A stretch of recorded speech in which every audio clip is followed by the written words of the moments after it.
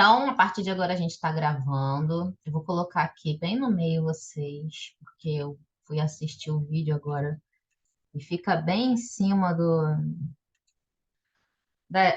texto, né? Quem assiste lá pelo YouTube e quiser ler pelo próprio texto que eu ponho aqui, eu vi que não. Hoje eu me toquei que não consegue, porque os vídeos ficam bem em cima, então eu vou tentar colocar aqui fora do texto.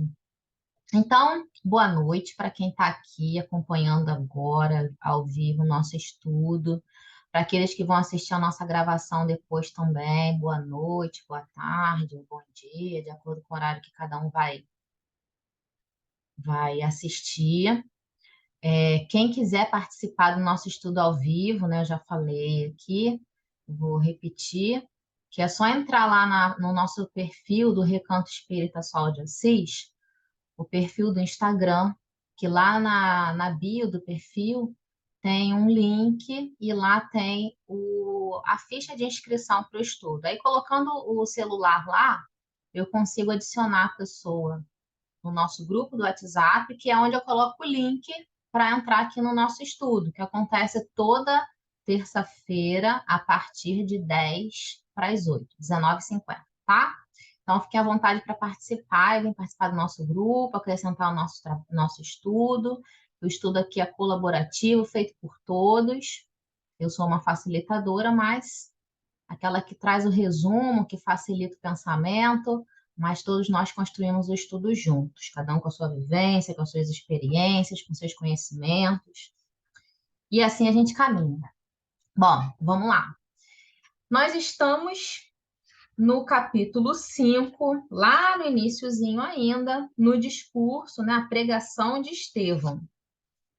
E a gente está caminhando bem devagarzinho pelo texto, né, do discurso, porque eu já falei lá no início desse capítulo que para a gente compreender o alcance do discurso que o discurso de Estevão teve para os corações daqueles judeus que estavam ali ouvindo, a gente precisa entender cada colocação que Estevão colocou da forma como os judeus entendiam essas colocações, que é muito, mas muito diferente do que a gente entende fazendo uma leitura assim distraída, né? Então a gente precisa compreender certos conceitos na visão do povo hebreu, na visão dos judeus, né?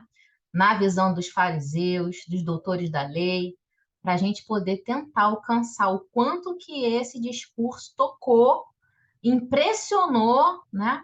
E confundiu aqueles ouvidos que ali estavam.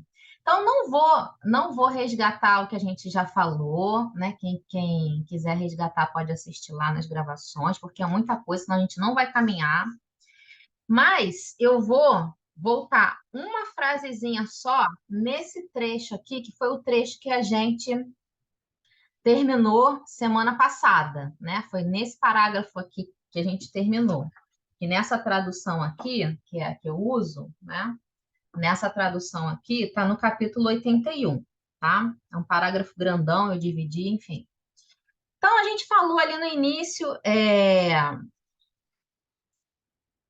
sobre muita coisa, né? Nesse trecho aí, sobre que Jesus não parou de trabalhar, né? Estevão falou isso, e não tinha ociosidade nas suas manifestações, na sua vivência, muito pelo contrário. Ele demonstrava, ó, mestre do trabalho e da perfeita alegria da vida. Suas bênçãos representam nossa herança. Primeiro trecho que eu queria voltar, semana passada, que eu não consegui achar no Evangelho segundo o Espiritismo, foi esse aqui, ó. Moisés foi a porta, o Cristo é a chave. Lembra que eu comentei isso aqui? Eu até perguntei quem completa essa frase, né? Alguns Está completaram. no capítulo 1. Isso, está no capítulo 1, mas eu não consegui achar exatamente o trechinho que eu queria. Fiquei perdidinha aqui, porque não adianta, se eu não leio antes e não marco, eu sei onde, mais ou menos onde está, mas eu não acho exatamente o trecho que eu queria. Mas aí a gente viu, né? Como a Juliette falou, lá no Evangelho segundo o Espiritismo, no capítulo 1, Não vim destruir a lei. E aí, a gente viu no item 6 foi o que a gente leu. A lei do Antigo Testamento, a primeira revelação, está personificada em Moisés. A segunda é a do Novo Testamento do Cristo. O Espiritismo é a terceira revelação da lei de Deus. Mas o que eu queria achar mesmo é a frase que está lá no item 9, a última frase do item 9, que diz assim, ó, Moisés começou, Jesus continuou, o Espiritismo concretizará a obra. É interessante eu quis voltar nisso aqui, porque o que é interessante que eu acho dessa afirmativa aqui, um espírito israelita, né? Que está de acordo com o que Estevão está falando aqui, Moisés foi a porta, o Cristo é a chave. Ele não pode falar ainda do espiritismo, né? Mas é, não tá contradizendo o que está aqui. Porque até hoje, né, eu já comentei isso aqui, o André também, que é muito novo na doutrina espírita, o estudo voltado para os textos da Bíblia, né? Do Novo Testamento e, sobretudo, do Velho Testamento. Isso é muito novo na doutrina. Há, inclusive, centros que até hoje não inauguraram nenhum tipo de estudo nesse sentido, né? E hoje nós temos várias metodologias, né? Grupos voltados para isso. E por que é importante isso? Porque até aqui a gente achava, né? E a gente não pode mais ter essa imaturidade, principalmente quem gosta de estudar, de achar que os textos do Antigo Testamento não servem, né? Que são ultrapassados. Eu já escutei muitas coisas, são ultrapassados, que são modificados, que é tudo alegoria. Engana-se profundamente e quem fala isso não prestou atenção na própria codificação. Porque Emmanuel, em vários textos, né, no Consolador, no A Caminho da Luz, em vários livros e mensagens, ele coloca a importância, sim, do Velho Testamento.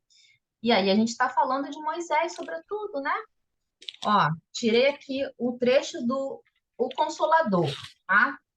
Para quem não conhece, Consolador é um livro construído com perguntas feitas para Emmanuel.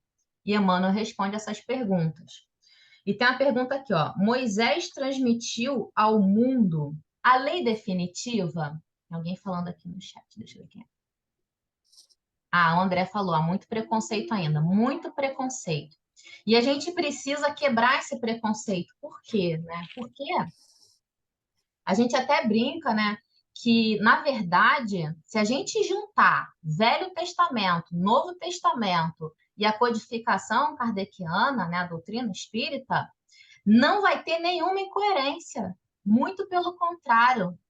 Vai ser um belíssimo livro completo até aqui, né? Até aqui, por quê? Porque a gente tem a revelação até aqui, dentro do limite da nossa capacidade de entendimento, né? Tanto é que eu até comento com o Marcos, a gente estava comentando segunda-feira ontem, voltando de viagem, falando, né, sobre o estudo e tal, que espírita tem mania de querer explicar tudo, né?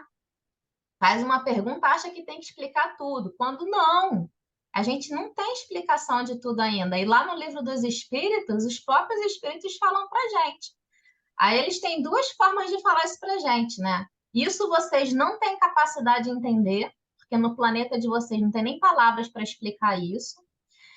E tem outra mais forte ainda, né? Que eles falam assim, isso nem a gente tem conhecimento, né? Então, a gente não tem que explicar tudo, porque a gente está num limite muito pequeno ainda de entendimento, né? Mas, enfim, voltando ao texto do Antigo Testamento, ó. A pergunta: Moisés transmitiu ao mundo a lei definitiva? Aí Emmanuel explica, ó, o profeta de Israel deu à terra as bases da lei divina e imutável, mas não toda a lei, integral e definitiva. Aliás, somos obrigados a reconhecer que os homens receberão sempre as revelações divinas de conformidade com a sua posição evolutiva, que eu acabei de dizer, né?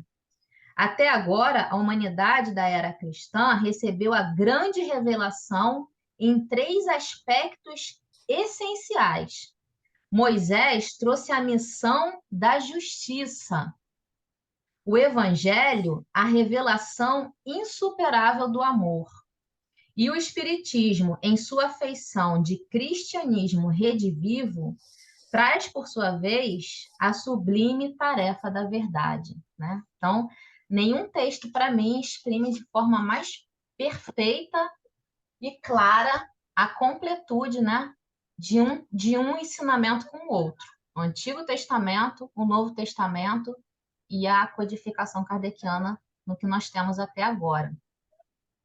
E está direitinho aqui com o que Estevão está falando. Moisés foi a porta, o Cristo a chave. Com a coroa do martírio, adquiriu para nós outros a láurea imortal da salvação. Éramos cativo do erro, mas seu sangue nos liberou.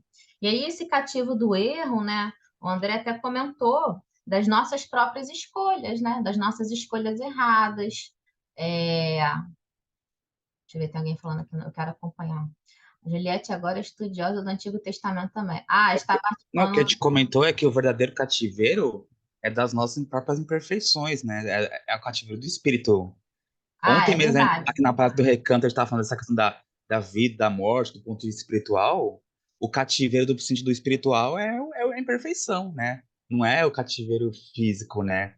Que o tempo vai passar, uma hora vai se livrar, não tem jeito, né? Mas Jesus vem nos livrar desse cativeiro espiritual, né? Eu acho interessante, Elaine, você comenta essa parte também que você acabou de ler. É, é, com a coroa do martírio, adquiriu para nós outros a láurea imortal da salvação. Porque senão parece meio que teologicamente, nossa, Jesus morreu por nossos pecados, não parece? Parece. Como Olha à isso é primeira dito, né? vista. Oi? Sim, como isso é dito, né?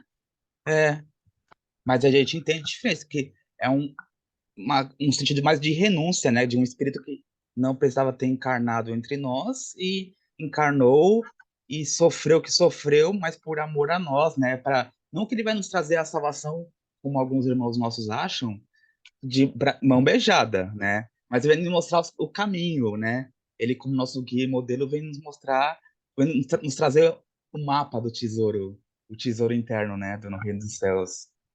É nesse sentido que aqui que tá, né? Exatamente. Esse trecho, para mim, assim, nós temos muitas interpretações, como é que eu vou dizer, equivocadas, né? Infantis até, sobre esse trecho que você falou aqui, né? Com a coroa do martírio adquiriu para nós a láurea imortal da salvação. Como que é mal interpretado, né? Mal entendido. É justamente isso que você falou, né? Na verdade, é o seu exemplo, né? O seu exemplo e a certeza que ele trouxe na imortalidade, na comunhão com Deus, né? Essa fortaleza que ele demonstrou na sua fé. Isso, quando a gente consegue alcançar esse entendimento, isso é que é a nossa salvação, né? É isso, amiguinho, que você está falando? É, a nossa salvação é nós percorremos, né? Nós nos salvamos, né? Aí entra a famosa reforma íntima que a gente tem tanto fala, né? Essa é a nossa salvação, né? Pois é, como que isso é interpretado? Hoje mesmo eu vi, falando que ele morreu pelos nossos pecados, nos salvando dos pretéritos, dos presentes e dos pecados futuros também. Tá, é uma beleza, né? É, Tá porque tem a crença do pecado original, de Adão e Eva, né? Que na doutrina a gente entende com uma simbologia, retomando aqui o Antigo Testamento, né? Enfim. certo. Éramos Mas isso, cativos. isso é Fala, tudo falta do próprio estudo, né, amiguinho? Você lê literalmente o Velho Testamento. Essas pessoas leram o Velho Testamento com todas as suas literalidades e transportaram aquilo para a mente, para a imaginação, mais a pregação de líderes religiosos mais imaginativos ainda e com todas as características que nós conhecemos de dominação, controle, etc, etc, etc, e pronto, formaram-se conceitos, são os que nós vemos hoje. Deus morreu por todos os nossos pecados, a gente pode fazer qualquer coisa porque já está resolvido, não tem problema mais nenhum. Pronto, Fácil, né? mais ou menos assim. Todo mundo fez todas as coisas erradas, acabou, pronto, foi lá, se batiza, está tudo resolvido também. Não precisa mais de nada. E assim vai, segue bonde, segue a humanidade fazendo, continuando nos mesmos erros, as mesmas coisas, enfim, por aí, né? Por isso que a doutrina espírita não é para todos, né? Raul Teixeira sempre fala isso, né? Exatamente. Muitas pessoas não aguentam, porque é muita autorresponsabilidade, enfim. Essa labuta na reforma íntima é difícil demais, a É gente lidar com as nossas difícil, sombras. É muito mais fácil aceitar o Cristo. lógico, Se fosse que eu, você fosse já está, que alguém cruzar os já braços. morreu por você, que está tudo resolvido, então, beleza, você vai passar lá pelo purgatório rapidinho e pronto, está tudo Tá certo. facinho, né? Ó, Facinho, quem chegou facinho. agora? Carlinha, que eu tô A vendo ali. Carla. Mas quem? Alguém mais chegou aqui? Paola e Alô? Lu. Boa Noite, noite, amores. meninas. Desculpem o atraso. Boa noite, querida. Adorei esse Beijo. cabelinho, hein? Tá Carlinha. show. Obrigada. Vamos lá. Na vida e na morte, não. Éramos cativos do erro, o André já comentou, né? Mas seu sangue libertou. Na vida e na morte. Nas alegrias de Caná, como nas angústias do Calvário. Eu comentei, né, que aqui Emmanuel está colocando Jesus desde o início da sua pregação pública, né? Que foi no milagre das bodas de Caná, onde ele transformou o vinho em água. Oh, meu Deus, água em vinho. Até a sua angústia do Calvário. Aí, E também no sentido de ser nas tristezas e na felicidade, né? Também nesse sentido. Início ao fim e também nas alegrias, nas tristezas, né? muito bom, amigo. Como nas angústias do Calvário, pelo que fez e por tudo que deixou de fazer. Gente, quando eu li isso aqui, né, eu parei assim, como assim alguém se mostra, né? Como assim se Jesus se mostrou no que deixou de fazer? Aí eu fiquei pensando, né, o que seria, o que vocês acham que é esse? Que ele Me se veio mostrou... na cabeça Ah, aquele estudo anterior do Boa Nova que vocês fizeram. Aí eu hum. participei de um estudo que você estava falando de, em determinado momento, Jesus foi para Nazaré e foi rejeitado. E ele deixou de fazer por causa que ele não retrucou, ele silenciou. Pessoal, vamos embora, vamos, deixa pra lá. Quer dizer, ele silenciou, então ele deixou de fazer, né? Se eu for pensar. Eu Eu acho que também acho que em várias situações, né, várias André, em situações. que ele deixou de mostrar o poder que efetivamente ele tinha. Sim, Né? ou Ele de não silenciar. discutia, ele não batia a boca com ninguém, ele esclarecia. Ele era apenas um mestre. Não Ele não obrigava veio obrigar ninguém a a fazer seguir. absolutamente nada, nem os rabinos, E ó que ele né? tinha autoridade para isso, né? Ele podia muito bem falar, ó, Tinha. ô fulano, eu sou o governador espiritual da Terra, eu sou o Cristo planetário, vem me segue. Não, você não tem escolha, você vem Tá me vendo seguir, isso aqui acabou. tudo? Fui Para eu de que fiz, teimosia. meu filho. Oi? Sabe tudo que eu já fiz? Eu fiz. Sabe É, com quem tu tá falando? É, Eu podia. é isso mesmo, é isso. Sabe o que gente, ele tá falando? olha, Então, eu pensei, e depois de parar e pensar, né? Porque a gente é muito acostumado a ver, né, nas atitudes de cura, de amor, né, que Jesus demonstrou. Mas a gente, às vezes, não para refletir justamente nisso, né? E aí, o André falou da Boa Nova, eu pensei que ele fosse falar do trecho que eu separei aqui, que eu acho que retrata exatamente isso, né? O que Jesus deixou de fazer, né? Ele deixou de se impor como um filho como um Cristo poderoso, construtor da terra, né? Do planeta. Ele deixou de se filiar aos poderosos, como os discípulos o tempo inteiro queriam. Ele deixou de impor o seu poder, né? Poder entre aspas.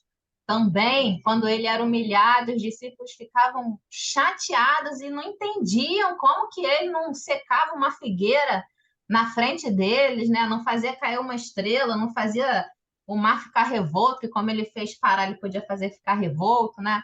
Eles não conseguiam compreender como que eles não queriam mostrar o seu poder, né? Então, ele sabia, né? Isso tudo que vocês falaram. E no Boa Nova, lá na primeiras pregações, no capítulo 3, primeiras pregações, tem um discurso que o Ítalo adora, aliás, é, que para mim demonstra essa gigantesca, como é que eu vou dizer, majestade do Cristo, Autoridade moral, né? essa gigantesca autoridade moral dele, que é o discurso dele com Hanã. Depois vocês vão lá e vocês deem um discurso não, um diálogo dele com Hanã. Hanã era um sacerdote do templo que viu Jesus ali sentado e achou estranho, né? Um galileu ali sentado e foi lá e começou a interrogar ele, falar: Galileu, o que fazes na cidade? E aí Jesus falou: passe por Jerusalém buscando a fundação do reino de Deus. Exclamou o Cristo com modesta vez. Aí ele: reino de Deus? Lembra que eu falei que não era comum para ele, né? Reino de Deus. Eu não vou ler tudo, né? Mas vocês leiam porque vale a pena. E aí Hanã, um sacerdote do templo, passa a debochar, a humilhar, e Jesus, com todo o amor, com toda a paciência, dialoga com ele, falando coisas que ele, do alto da realeza dele, né? E o sacerdote também se achando do alto de uma certa realeza dele, os E o dois. legal é que Hanan vai colocando valores materiais. Ah, você conhece Roma ou Atena? Você conhece Exatamente. o que? E Jesus vai sempre respondendo do ponto de vista espiritual, mostrando o que é realmente importante, né? Isso é legal dessa parte. Muito bom, esse diálogo é maravilhoso. Enfim, Jesus ali deixou de fazer o quê? Deixou de se impor, né? Deixou de guerrear, deixou de criar contendas desnecessárias. Quantas vezes na nossa caminhada a gente deveria usar esse exemplo de Jesus de deixar de fazer alguma coisa que a gente sabe que vai resultar numa briga, às vezes dentro de casa, né, com os nossos, a gente deixar de agir para a gente poder mostrar que o nosso comportamento está de acordo com o comportamento do Cristo, né?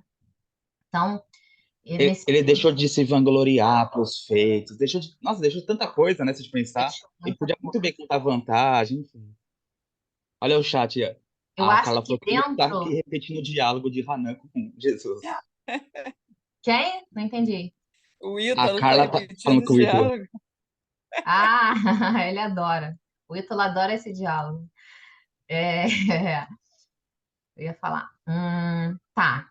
Então, isso aí eu deixei de colocar na semana passada, né? Tanto essa parte do Velho Testamento, da importância, como essa parte que Jesus se mostrou também no que ele deixou de fazer. Deixou de fazer em sua gloriosa passagem pela terra. Ele é o Filho de Deus iluminando os caminhos. André também comentou sobre essa questão do Filho de Deus, né? Vamos prosseguir. E ele iluminou os caminhos porque é o caminho que te percorre, ele vem ensinar. Ele é como se fosse um farol que vem nos iluminar o caminho, né? Fala, ó, essa é a estrada correta, nosso Waze, né? Ó, essa é a estrada correta, ó, deixar o caminho plano, iluminado, é só seguir. O nosso Waze, só que sem cilada, né? Porque aqui no Rio de Janeiro o Waze às vezes arruma umas ciladas pra gente. Acima de todas as. Então retira a analogia, então não é mais o Waze, é Não, pode deixar, amiguinha. É bom o essa. mapa, nosso mapa. Acima de. Na Suíça, o Waze é perfeito. Acima de todas as cogitações humanas, fora de todos os atritos das ambições terrestres, olha aí o que a gente estava É porque a falando, gente falou agora, né? né? Fora As de todos os contendas, né? atritos das ambições terrenas, seu reino de paz e luz esplende na consciência das almas redimidas, aqueles que compreenderam, né, que conseguiram alcançar o seu ensinamento, né, que, como disse João Batista, né, João Batista avisou, é, que vocês têm que se arrepender, que a gente vai falar dessa simbologia do arrependimento, eu já falei aqui, né? Mas como o João Batista falou, se arrepender, vir para aplainar o caminho. Quem conseguiu alcançar essas mensagens, né? E conseguiu entender que o que Jesus trazia era um reino de paz,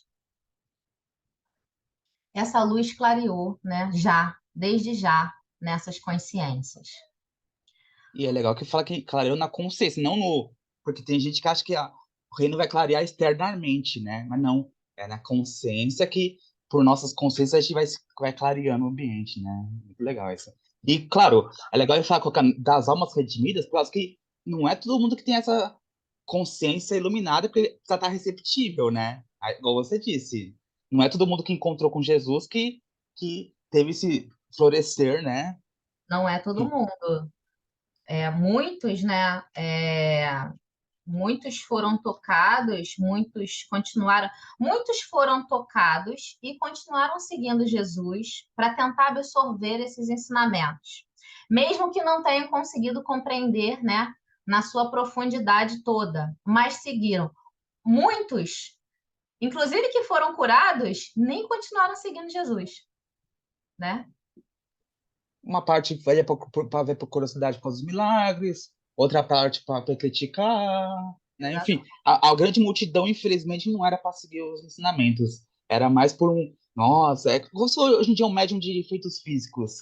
Chama muita atenção, mas o pessoal não dá muita bola, né? Exatamente. A gente quer. Opa, pode A falar, gente Carla. vê isso até hoje, né? Até Isso. hoje. Até A hoje. gente, a gente vira e mexe fala naquela divisão, né? Tem os círculos, né? Tem os opositores do Cristo, tem a multidão, que é aqueles que vão e vêm, não interiorizam a mensagem, mas aí já tem os discípulos, já compreendem, já começam a aprender, para enfim chegar aos apóstolos, né? Que já são os representantes do Cristo, né? Então tem essa escadinha, né, de Aqueles que proximidade. ficam, né? Eu estava assistindo um estudo do Haroldo outro dia, e aí foi Cartas de Paulo, né? E aí Haroldo estava falando dos judeus que não reconheceram Jesus como Messias. Aí veio uma pessoa que estava assistindo o estudo e perguntou assim, Haroldo, hoje os judeus já reconhecem Jesus como Messias? Aí o Haroldo devolveu com outra pergunta, falou assim, minha irmã, eu vou te devolver com outra pergunta. Os cristãos já receberam Jesus como guia e Messias? Jesus não é nem é bem aceito em muita casa espírita que eu conheço, que acha que é igrejismo. Então, quer dizer, nem no espiritismo é bem aceito ainda. Exatamente. Mas Vamos eu lá, gostei dessa resposta dele. muito, né? Ó Israel, tu que esperaste por tantos séculos, tuas angústias e dolorosas experiências não foram vãs. Enquanto outros povos se debatiam nos interesses inferiores, cercando os falsos ídolos de falsa adoração e promovendo simultaneamente as guerras de extermínio com requinte de perversidade, tu, Israel, esperaste o Deus justo. Aqui ele está, né, falando que o povo de Israel, né, que veio, a gente sabe, com a missão justamente de mostrar e educar todo o povo da existência de um Deus único, da devoção a esse Deus, da fé, né? Porque os outros povos da época, na sua grande maioria, eram politeístas, né? E o povo de Israel, não. O povo de Israel, ele tinha, né, isso como missão, inclusive, nos dias Emmanuel no Caminho da Luz. E eles passaram por dores, passaram por cativeiros, né? Eles passaram por tantas provas de extermínio, de perversidade, mas se tem um mérito que eles merecem é que eles se mantiveram firmes na comunhão, no pensamento do Deus único, na sua fé no Deus único, na sua devoção. A maneira deles, né? Equivocada, crianças espirituais, mas eles se mantiveram. Em momento nenhum, eles. Tanto é que uma das colocações firmes que Saulo traz é que não, quando ele não entendeu o discurso, ele dizia que devia ser defendido justamente essa ideia da antiga lei, porque Moisés e o Deus único não poderia ser derrogado, né?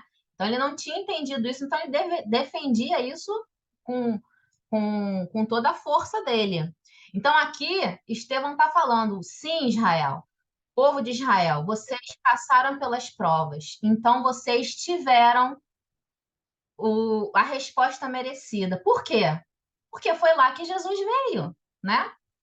E aí é interessante também, que onde que está isso, meu Deus? Está no caminho da luz. Interessante também que lá no caminho da luz, não vou conseguir abrir, mas deixa eu ver se eu me lembro. Emmanuel coloca assim, que não obstante, né, o povo de Israel tinha essa missão, ele também era muito orgulhoso, né? E com muita vaidade, muito orgulho com isso, né? Mas foi lá que Jesus veio. Por quê? Porque como ele já tinha essa maturidade espiritual, né? Eles é que tinham a capacidade de receber o Cristo e toda essa mensagem. E aí Emmanuel coloca, quanto maior a sua capacidade de entendimento, maior é a missão que você recebe. Então, tudo isso é o que Estevão está falando aqui. Israel, tu que esperaste por tantos séculos, tuas angústias e dolorosas experiências não foram vãs. Enquanto outros povos se debatiam nos interesses inferiores, cercando os falsos ídolos de falsa adoração e promovendo simultaneamente a guerra de extermínio com requinte de perversidade, tu, Israel, esperaste o Deus justo. Carregaste os grilhões da impiedade humana na desolação do deserto. Ele está falando do período, né, do Êxodo. Converteste em cânticos de esperanças as ignomínias do cativeiro. Ele está falando antes ainda, cativeiro do Egito. Sofreste o opróbrio dos poderosos da terra.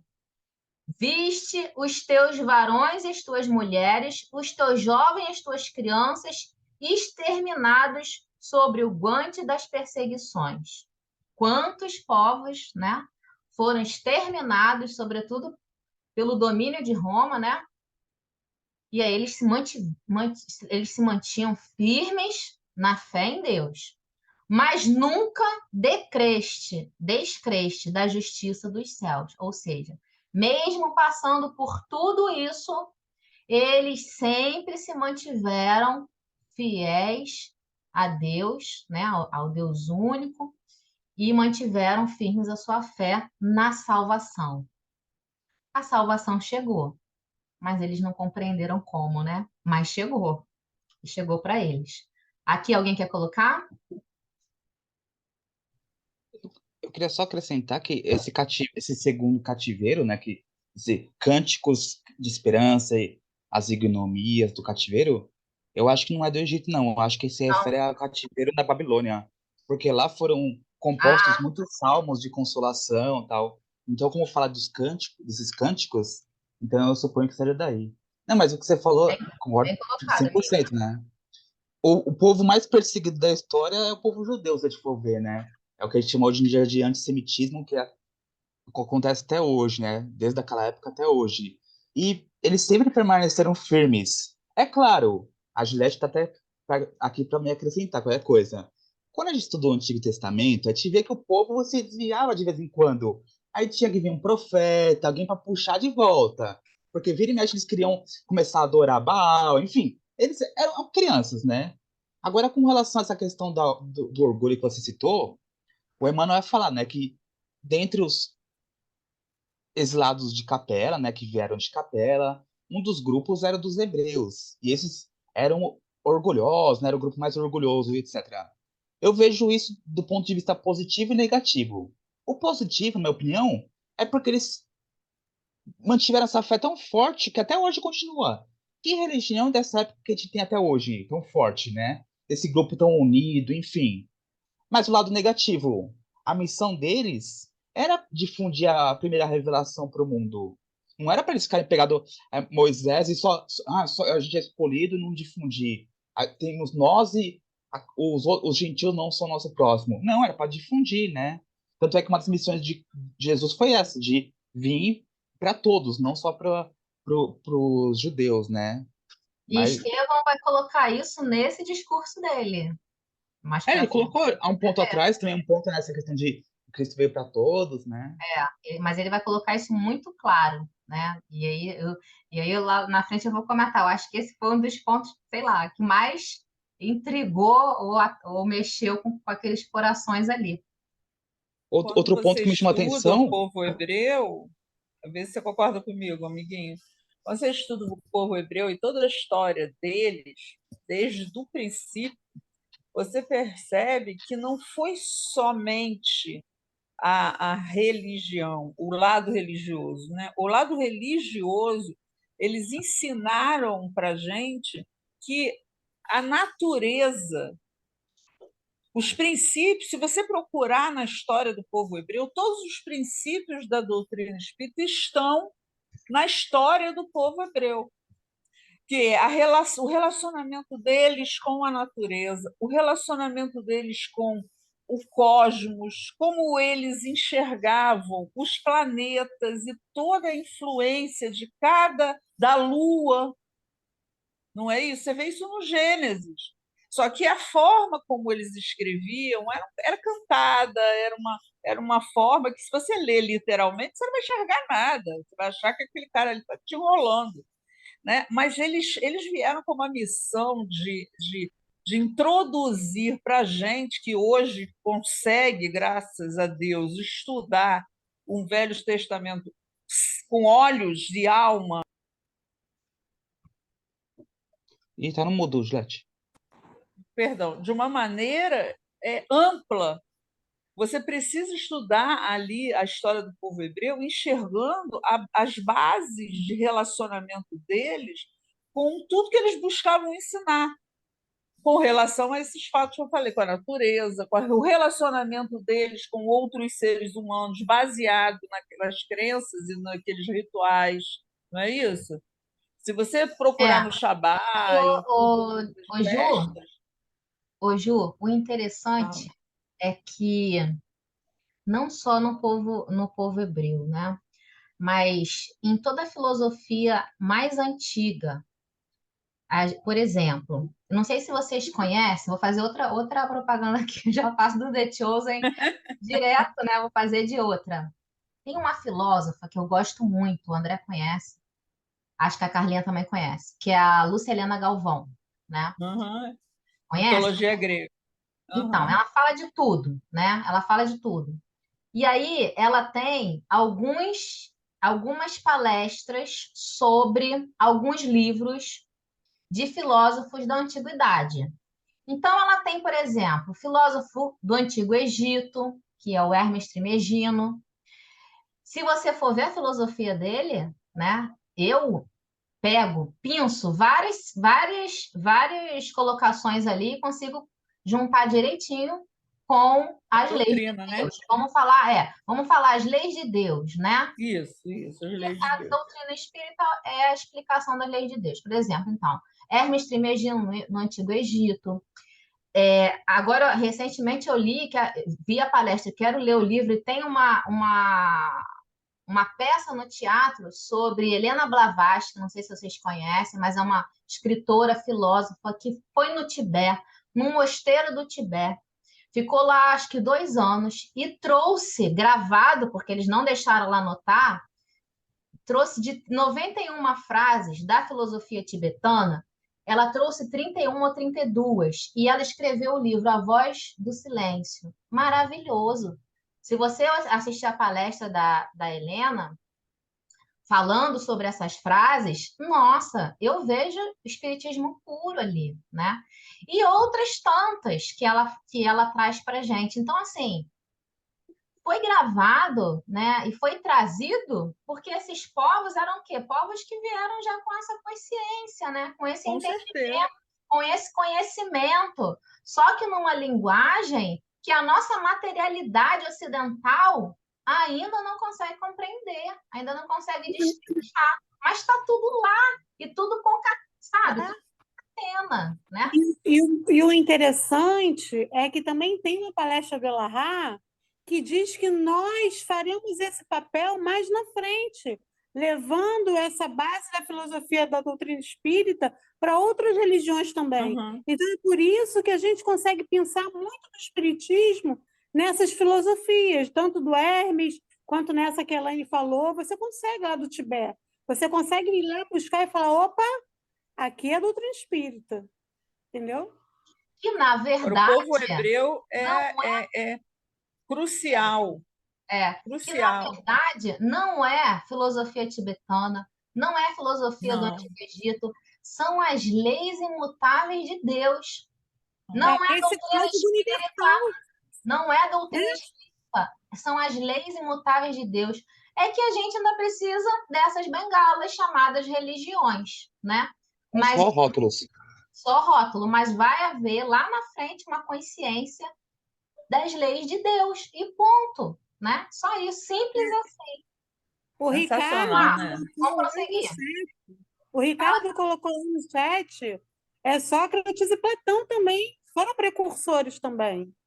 É Exatamente. Assim que é no é, Evangelho tem Sócrates e Platão como precursores. Muito bem então, lembrado, assim, Ricardo. Exatamente. é um código divino que é imutável. Então, em qualquer época da humanidade, a gente vai conseguir enxergar isso em cada lugar que a gente for, em cada religião que a gente for analisar. Só Exatamente. muda a Verdade. embalagem, mas o conteúdo é o mesmo. Só muda a Mas o problema é que embalagem.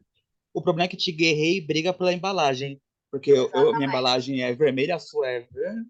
Mas o É, conteúdo é o É, mesmo. Muda a palavra, mas por isso que o espírito, quanto mais evoluído mais ele tende ao ecumenismo. Eu percebo que tem um documentário muito bonito no Netflix, tão bonito, mostrando a amizade entre Dalai Lama, o líder do budismo tibetano, com o Desmond Tutu, que foi um dos líderes religiosos do apartheid, né, o bispo anglicano, enfim.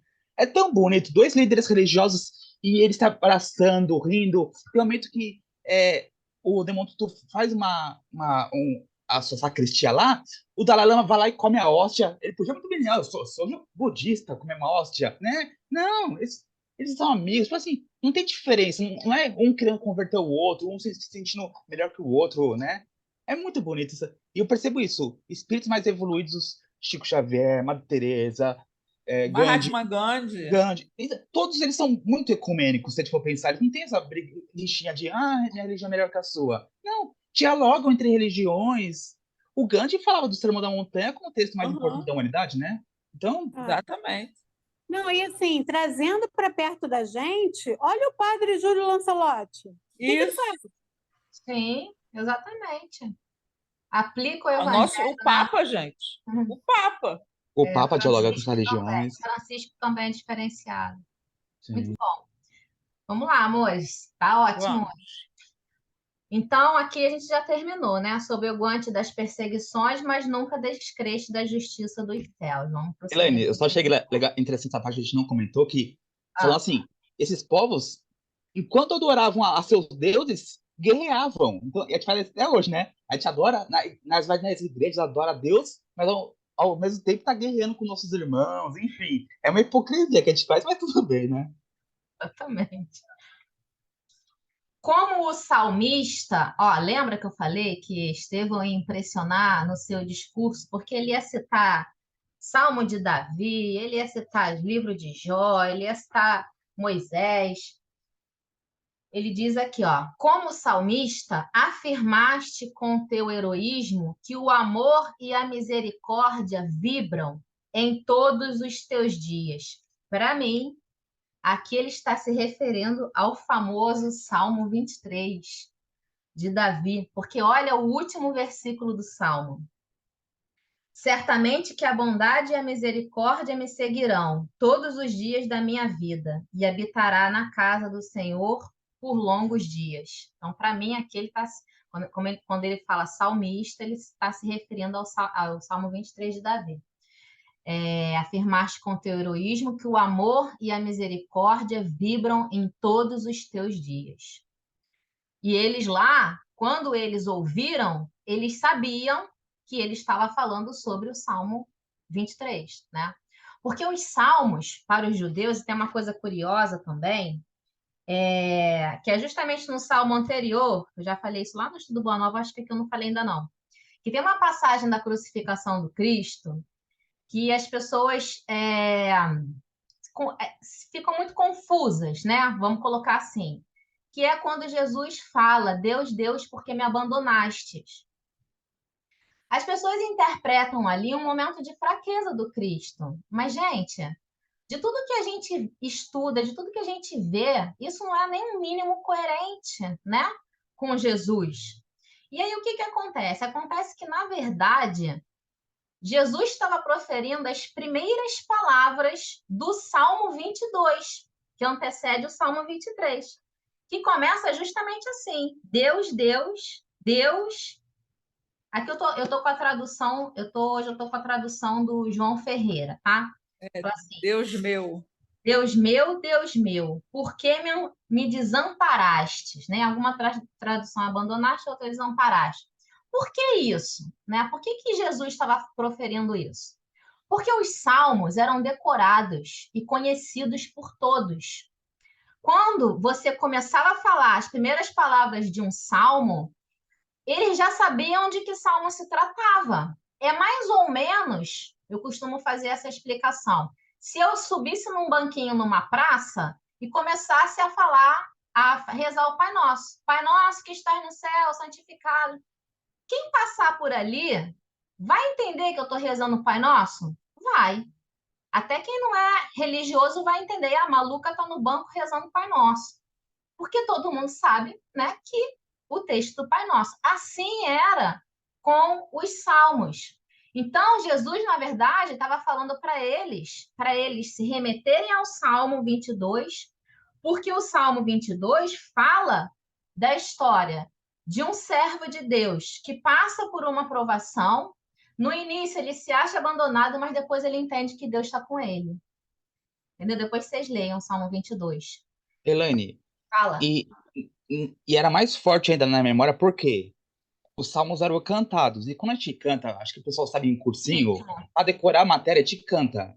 Então, mais do que um Pai Nosso, na minha opinião, seria como se fosse recitar uma cantiga, tipo, tirei o pau no gato, todo mundo ia saber.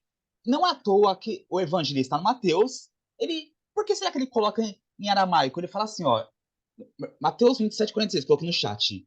E perto da hora nona, exclamou Jesus em alta voz, dizendo: Eli, Eli, lama sabachthani. Sabachthani. Ou seja, por que será que ele deixou em aramaico? Por que só tem essa referência? Depois, o que quer dizer, Deus meu, por que me desamparaste? Porque estava remetendo ao Antigo Testamento, né? Então, não teria motivo para que ele manter. Se fosse só um grito de aflição, de como muitas pessoas pensam, né, de fraquejou, não teria essa parte em aramaico, né? Exatamente. E eles sabiam, né? O ritmo faz você gravar melhor, né? Sim, sim. E no templo era cantado os salmos, nas sinagogas. Então eram decorados. É que a gente, quando traduz, a gente não tem. A gente perde a parte poética. É de toda Você beleza, né? Imagina pegar o Carlos Drummond de Andrade e traduzir pro inglês. Você vai perder a beleza da poesia. É a mesma coisa quando traduz os salmos. Tá perdendo a beleza. É poesia, é canto. É que quando traduz, a gente tá perdendo a sonoridade, enfim. Mas tem todas essas questões. Justamente. Então, aqui, mais uma vez, né? Saulo trazendo o salmo, né? E demonstrando seu conhecimento dos textos. Saulo não, Gesiel. Não, Estevão, desculpa. Desculpa, Estevão. Obrigada, amiguinho. Choraste no caminho longo dos séculos com as tuas amarguras e feridas. Como Job, né? Viveste da tua fé, que ele já está citando o livro de Jó, que conta a história de um personagem, né? Que alguns acham que foi real, outros acham que é só um personagem, enfim. Que teve uma vida também de muitas provas, de muitas vicissitudes, de muitas expiações, mas em momento nenhum perdeu a sua fé em Deus, né? Então, ele citando aqui mais um livro.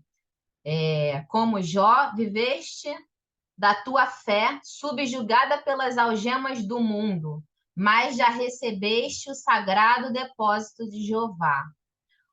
Ó Deus único, ó esperanças eternas de Jerusalém, cantai de júbilo, regozijai-vos, embora não tivéssemos sido fiéis inteiramente à compreensão, por conduzir o Cordeiro amado aos braços da cruz. Suas chagas, todavia, nos compraram para o céu com o alto preço do sacrifício supremo. Deixa eu ver que eu acho que a nossa hora já terminou. Ih, nosso Falta relógio 7 minutos. Ainda faltam dá 7 tempo. minutos? É. Ah, então dá tempo. Vamos lá, então, mais um. Aqui alguém quer comentar? Eles não compreenderam bem e sacrificaram o próprio Messias que eles tanto aguardavam, né? Aguardavam por um lado, mas cegaram nesse momento, né? Isso é muito triste. Entregaram para a cruz aquele que eles tanto esperavam.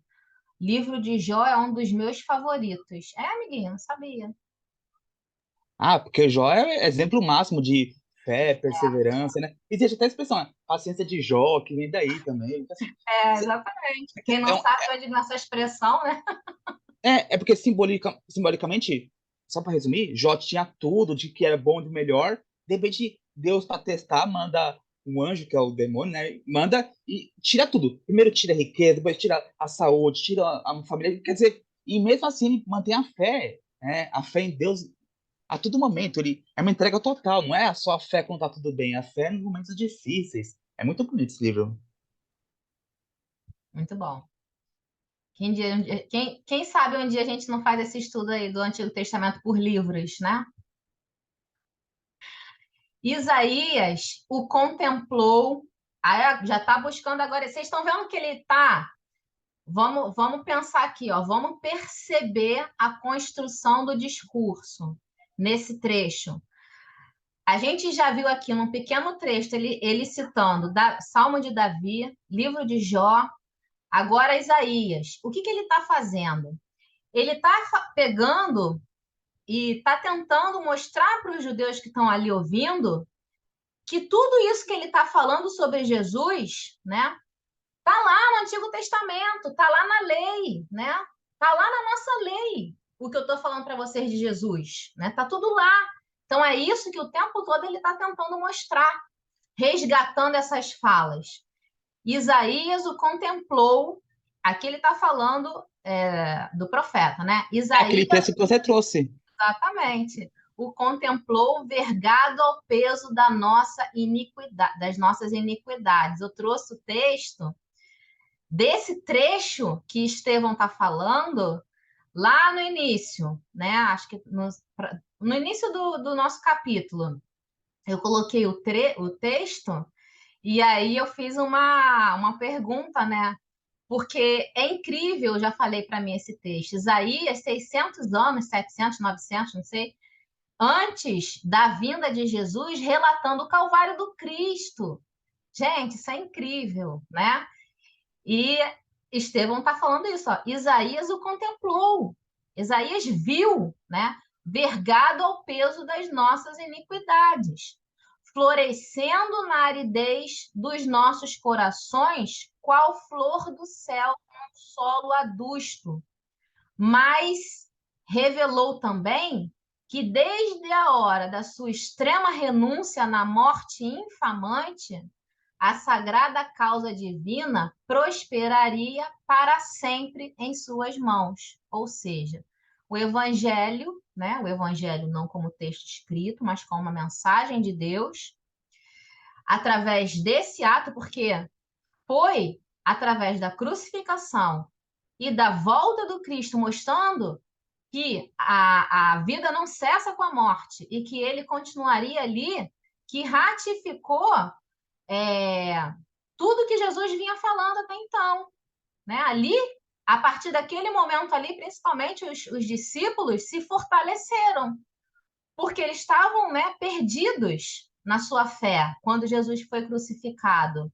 Mas quando ele retorna, pronto. Ali eles começam a compreender. Ali eles começam a despertar. Então, desde a hora da sua extrema renúncia na morte infamante, a sagrada causa divina prosperaria para sempre em suas mãos. Tem alguém falando aqui, deixa eu ver no chat. Fala, amiguinho. E aí ele está se referindo a Isaías 53. Lembrei da flor de lótus, que floresce no pântano. Ótima analogia. em um pântano com suas águas paradas, lodosas, muitas vezes fétidas por causa da decomposição das plantas que não sobrevivem a este ambiente, nasce a mais bela e significativa das flores, a flor de lótus, o símbolo da resistência, né? O símbolo da... É porque ele fala que Jesus vai floresce naquele solo árido dos nossos corações, né? Então eu lembrei da flor de lótus, desculpa. É que a Sabe flor qual de lótus é mais simbólica, mais pro Oriente, né? Mas pra gente não dá pra é isso trazer que eu ia aqui, né? falar? A religião budista, né? É no budismo. No budismo, a flor de lótus tem uma simbologia muito grande. Para quem não sabe, eu já fui budista. Lá Ah, no não sabia, não. 13, 14. Então, eu fui porque minha mãe e minha avó eram na época, né? Então, minha avó e minha mãe eram, então eu fui também. Eu tô Então, pensando em virar monge. Você acha que eu e levo aí jeito a para gente ser monge? fazia, porque os orientais têm muita coisa de fazer origami, né? Não sei se a Priscila se lembra, a Priscila é minha prima, para quem não sabe, a gente conviveu junto na vila.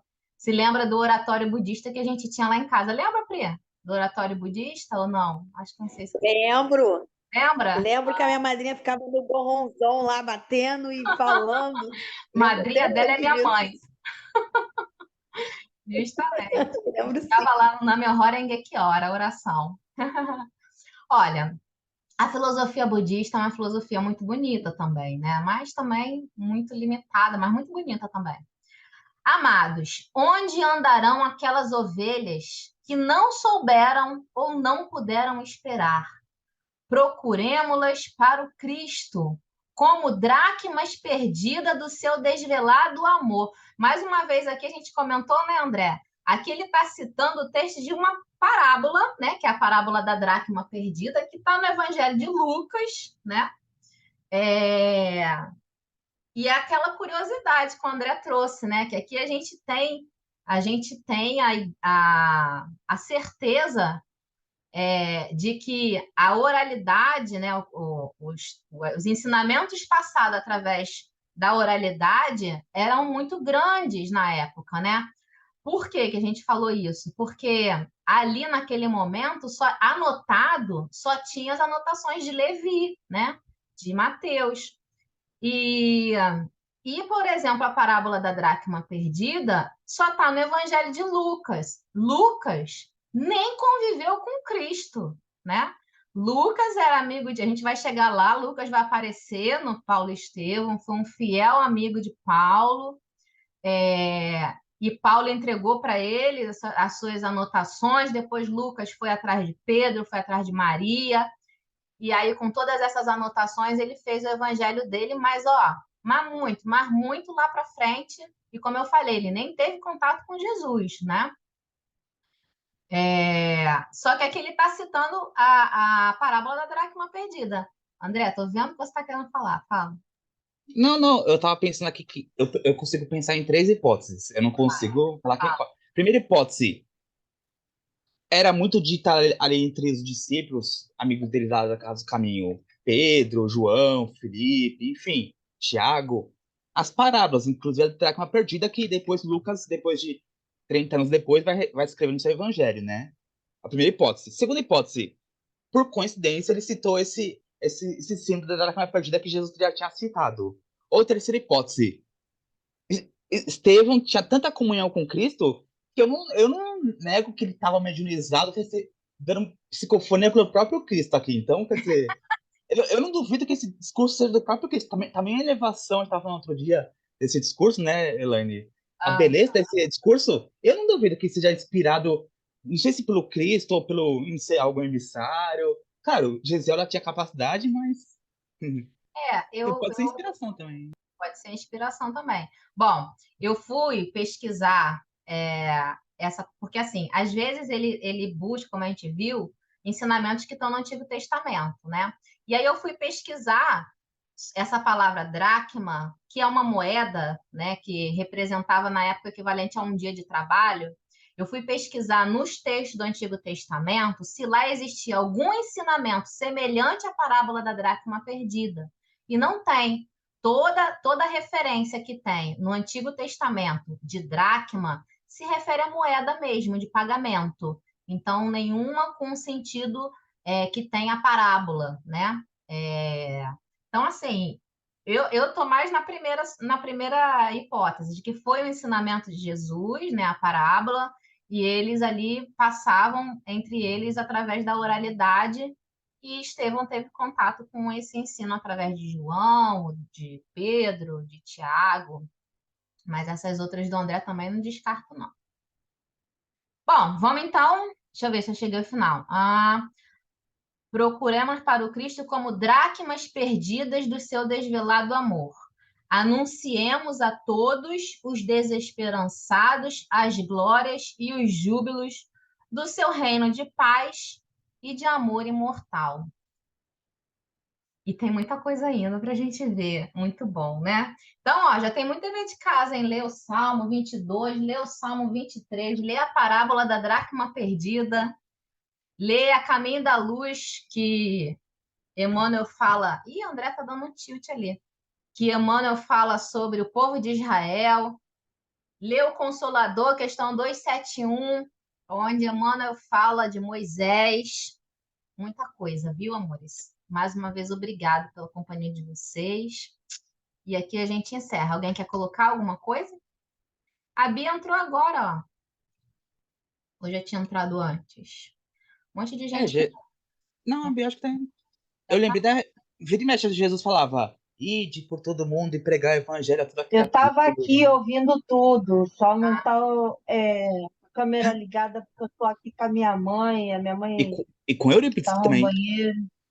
Tá com a tua mãe e com a Eurípides, né, Bia? Tá muito bem Nossa. acompanhada. Não, cada semana a Bia tá com um espírito missionário aí. Nossa, que inveja dessa mulher. Vamos encerrar então, amores, que a gente já tá na hora. Depois do estudo, às 8h30, a gente tem um grupo nosso aqui que a gente começa o trabalho de radiação e prece. E aí também a gente tem um formulário lá no nosso Instagram, tá? Quem quiser colocar nome para prece, o nome de alguém, é toda Eu coloquei o formulário nos nossos grupos hoje. Ah, a Carlinha colocou no grupo, ó. É daqui a pouquinho o nosso trabalho. Então, quem quer fazer a nossa prece hoje? Hoje eu vou pedir para uma pessoa que nunca fez a prece fazer. Não é você, mozinho? Fica calmo. Vou pedir para a Priscila. Faz, prima. Ela que fez aniversário essa semana, ficou mais velhinha também, junto comigo. Faz uma prece para Feliz gente. aniversário, Priscila, atrasado. Obrigada. Eita, que missão difícil, ainda não estou preparada, mas vamos lá. Vou Vamos, tentar. vai. Mestre querido, agradeço por todas as bênçãos alcançadas e mesmo aquelas que não foram alcançadas ainda. Eu agradeço por todos os ensinamentos, pela acolhida de todos à nossa volta, pela saúde de nossos familiares e de todos que precisam das nossas preces para que alcance a saúde e o acolhimento necessário. Pai, obrigada por tudo, obrigado pela casa, pelo alimento, pelos nossos familiares e por todos à nossa volta. Se conosco, Mestre. Amém. Que assim seja, Pai. Obrigada, prima. Parabéns, viu? Priscila. Obrigada. Beijo, Boa noite. Parabéns, Priscila. Obrigada, Priscila. viu, gente? Boa noite.